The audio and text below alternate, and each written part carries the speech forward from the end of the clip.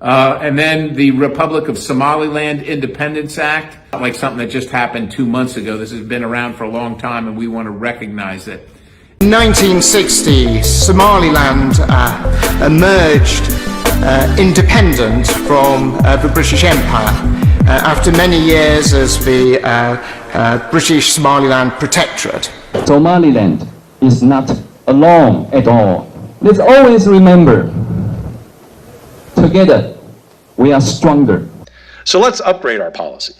The United States of America should strengthen its position in a precarious and important part of the world. It should do the justice of honoring the consistent aspirations of millions of Somalilanders to rule themselves. And America should proudly be the first state to recognize Somaliland as an independent nation.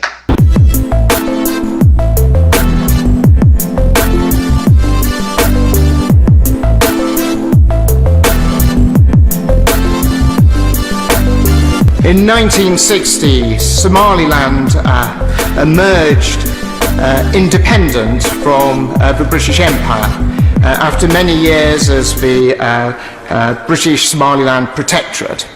And for 5 days it was independent before it took the step to merge with what was then the trust territories of Italian Somaliland, historic Italian Somaliland. This wasn't always the case, though. Somaliland was briefly independent in 1960 before joining the rest of Somalia. That union was ultimately rejected by the Somaliland people, but not before it was too late. The world had decided that Somaliland was indistinguishable from Somalia, no matter how Somalilanders felt. In the 1980s, rebellions against the brutal dictator in power broke out against Somalia, including in Somaliland. Sadly, over the following 30 years, those hopes and those aspirations of what might have been were not fulfilled. And indeed, as the years progressed, the situation got worse with military dictatorships. And instead of there being a tragic situation of people being discriminated against from the north of Somalia in historic British Somaliland, actually what started to emerge was attacks upon civilians. There was mass killings where tens of thousands of Somalilanders were killed, civilians were killed. It was one of the few conflicts where fighter jets took off from cities in the area in order to bomb the cities that they'd taken off from, indiscriminately, killing thousands of civilians. Somalia's armed forces devastated Somaliland during the fighting, practically flattening its capital city. It may, in fact, have been the only conflict in history that featured aircraft taking off from a runway in the same city they then attacked with bombs. That was just one of the cruelties of that war. To actually discuss about the fact that Somaliland has developed so much, because in those years of conflict, where so many Somalilanders were not just in the threat of their lives, but so many hundreds of thousands were displaced, both internally within Somaliland, but also externally. That dream and that vision of actually creating their own homeland once again, re-establishing those old territorial borders, burnt bright, and that is what they actually were able to achieve in 1991, the dictatorship collapsed, but the fighting continued throughout Somalia, dragging it into failed state status for 2 decades. We're probably all familiar with the Battle of Mogadishu, better known in the US as the Black Hawk Down incident. Those awful events took place in 1993 during the period I'm describing. And then the Republic of Somaliland Independence Act. Somaliland in Africa is a place that has broken off from its home country and is doing great things as an example of how governance should be for the rest of the continent of Africa. And it's long overdue that the United States of America recognizes these sacrifices and the good work of the Republic of Somaliland. So we introduced that. It's been 3 decades, so it's not like something that just happened 2 months ago. This has been around for a long time, and we want to recognize it. We might also be aware that an Al-Qaeda affiliate, Al-Shabaab, began conquering swaths of southern Somalia in the 2000s. This group, which is still powerful, had links to some of the men who perpetrated the 1998 bombings of the U.S. embassies in Kenya and Tanzania. I'm recounting all this because it highlights how remarkable Somaliland's experience has been. It was and is the exception to Somalia's turmoil. After 1991, it redeclared independence and created a functioning state with its own army, passport, currency, foreign policy, and very importantly, free elections. Foreigners can walk around Hargeisa without security, and ISIS and Al-Qaeda have virtually no presence there. It's hard not to admire building a viable state amid such difficult circumstances. How Somalilanders have achieved all this is equally commendable. This is a country that when we have been in need and what we have asked for help, they've responded. They've responded by sending their young men to defend our values and our freedoms. They had a powerful claim for international sympathy after the devastation they suffered during the war, but they didn't wait for help from anyone else. If they had, they'd still be waiting today. No, they went instead about the business of building their country largely on their own. The clans that had been on opposite sides of the fighting reconciled, and in the process, created one of the few examples of a successful indigenous peace process. They committed to building something that was peaceful, democratic, and workable. This brings me back to why I think the U.S. and Somaliland should be strong partners. First, this territory of its own accord has stuck with the democratic system and process for 3 decades. It hasn't been perfect, just like no democratic system is perfect. But the old saying is that character is how you behave when no one is watching. Well, Somaliland has stayed faithful to democracy when hardly anyone was noticing. In 1991, this country emerged from years of subjugation by the regime in Mogadishu. It emerged from having had their children, having had so many citizens killed in cold blood. And it was able to establish its borders once more. This is proof of genuine belief. Second, let's envision where Somaliland sits. The Bab el-Mandeb Strait, a shipping choke point that carries much of the trade between Europe and Asia, is about 70 miles away. Yemen, where American allies are fighting Iranian-backed militias and Al-Qaeda, is just across the Gulf of Aden. Somaliland shares a border with Ethiopia, Africa's second most populous country, and in normal times, a landlocked economic dynamo.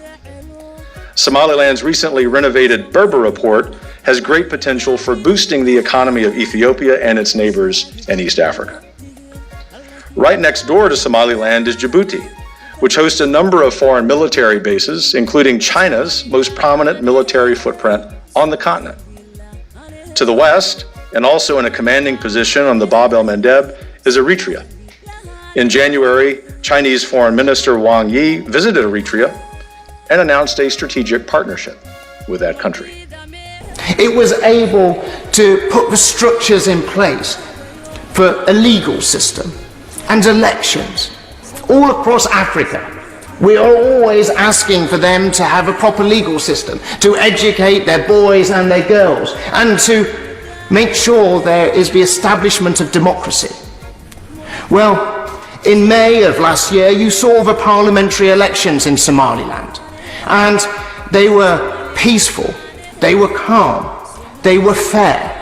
You saw the rollout of iris technology, the first use of this technology anywhere on the continent of Africa, to make sure that they were fair and they were properly run. We need to be clear-eyed about the competition we're in with the Chinese Communist Party. The Chinese Communist Party is America's single most formidable opponent and is devoted to advocating for autocracies like itself and Russia by violating the peace and prosperity of nations that refuse to kowtow to it. America must meet this challenge with resolve. That would include a close relationship with Somaliland, given its strategic position, its pro-American orientation, and that almost alone in Africa, It's been immune to Beijing's overtures and threats. In fact, Somaliland has established ties with our Taiwanese friends, another unrecognized democracy that the United States should support. Those of you familiar with East Africa know it is a tough neighborhood. Sudan's hopeful democratic transition has been sabotaged by a coup, one of the leaders of which, by the way, was recently in Russia to strengthen ties with Putin's criminal regime. Ethiopia is caught in a terrible civil war that we also pray will end soon. Eritrea is an international pariah and one of 5 countries that just voted against a UN resolution condemning Russia's invasion of Ukraine. Southern Somalia is paralyzed by political battles, and Al-Shabaab is still strong. All of this goes to show the maturity of this country. You've seen in Somaliland, you've seen different parties enter government and leave government, not questioning the veracity of their opponent's claim. Indeed, if I recall, there's one election, presidential election, was a margin of 80 votes. And that vote was accepted, and you saw that peaceful transition. I can't help thinking that there are some Western democracies, if the margin was quite so close, there might have been a little bit more controversy than what you saw within Somaliland. Amid all this volatility, Somaliland has enjoyed relative calm, providing evidence that there is, in fact, fertile ground for a truly sustainable partnership. Finally, I believe, and call me crazy, that American policy is most effective when it is tethered to reality.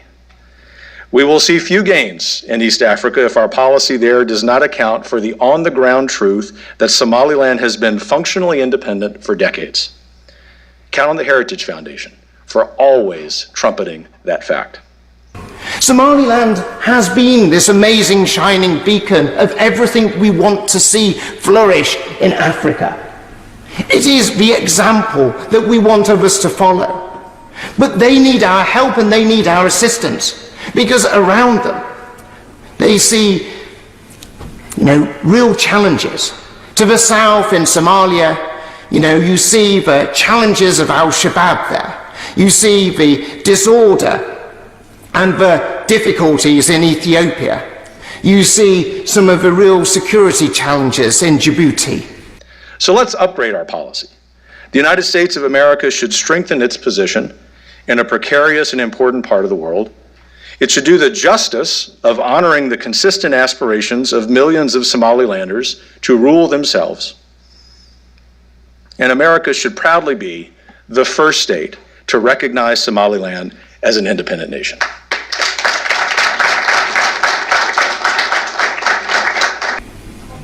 Somaliland is a country that wants to be our friend. It's a country that turns to us and they ask us to show leadership.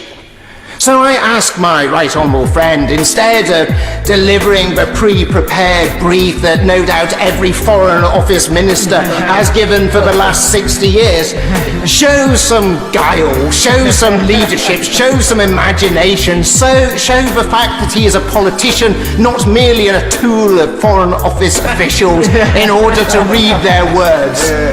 I've worked with him in the Whip's office. I sure saw some moments of merit. But actually, as politicians and this House, we need to show leadership on this issue. We need to show our friends in Somaliland that we are willing to defend them as they have defended us. So even if he cannot give us all the promises that we would like to see, even if he cannot say that we can recognise Somaliland at the dispatch box today, he needs to go away and we need to sit down and work out how we take those next steps.